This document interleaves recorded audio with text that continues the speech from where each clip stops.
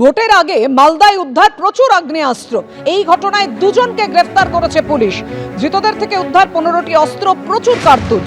ধৃত একজনের বাড়ি লালগোলায়, অপরজনের বাড়ি মালদার সুজাপুরে।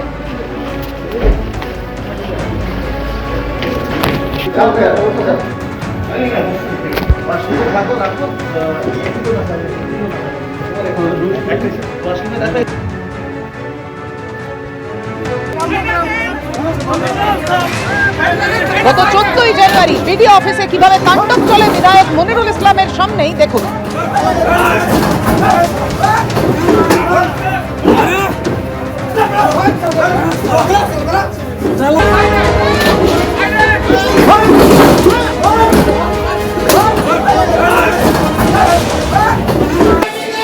তারপরও এফআইআর এর নাম ছিল না মনিরুল ইসলামের, তৃণমূল বিধায়কের। এখনো পর্যন্ত তৃণমূল বিধায়ক মনিরুল ইসলামের বিরুদ্ধে কোনো পদক্ষেপ নিতে দেখা যায়নি পুলিশকে।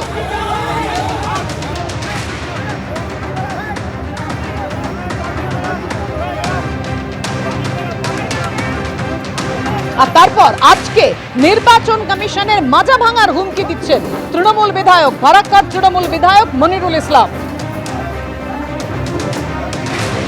ফারাক্কা কাণ্ডে এফআইআর এ অধরা, এবার কমিশনের মাজা ভাঙার হুমকি তৃণমূল বিধায়ক মনিরুল ইসলামের গলায়। এই ঝান্ডা কমছি, ঝান্ডা চলবে না, লাঠিতে ভাঙতে হবে, লাঠিতে। ও কোমরকে ঢিলা করে দিতে হবে নির্বাচন কমিশনে। মানুষকে নিয়ে ছেলাকেলামো করছো, আর তুমি নিরাপত্তা নিয়ে ঘেরাটোপের মধ্যে আছো না। তুমি আকাশে আছো, পাতাল থেকে ছেঁচড়ে বের করবো, পাতাল থেকে বের করবো। আর আইন কার জন্য? মানুষের জন্যই। তুমি নিজেই জানো না কখন কি বলছো। তাই একটা একটা করে আমাদের সংবিধানের উপরে, আমাদের সুপ্রিম কোর্টের উপরে আমাদের আস্থা রাখতে হবে। একটার পর একটা গালে থাপ্পড় করছে বিজেপি। বিজেপিকে খুশি করতে গিয়ে আজকে বাংলার 12 কোটি মানুষকে হেনস্থা করছে। তাই এই নির্বাচন কমিশনের এখান থেকে আমি বলতে চাই, ওনাকে পদত্যাগ করা উচিত। ভাঁড় হয়ে গেছে, গাদ্দার হয়ে গেছে, অযোগ্য লোক। তাই সামনে দিনে আপনারা প্রস্তুত থাকুন। এই সমস্ত জনপ্রতিনিধিদের ভাষার থেকেই তা প্রমাণিত হয়। এবং আমি মনে করি তৃণমূল কংগ্রেস যেভাবে নির্বাচন কমিশনকে বারংবার চ্যালেঞ্জ করছে, হিয়ারিং সেন্টারগুলোতে যেভাবে ভাঙচুর লুটপাট চালাচ্ছে, এই রাজ্যে অবশ্যই নির্বাচন কমিশনের আসা উচিত।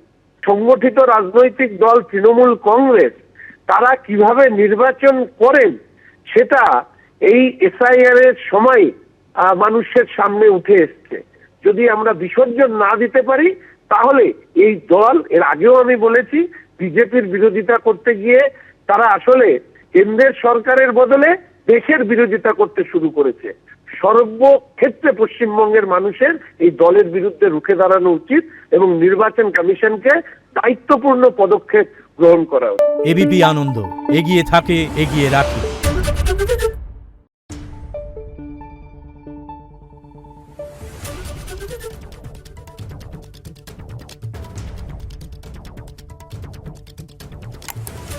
Thank you.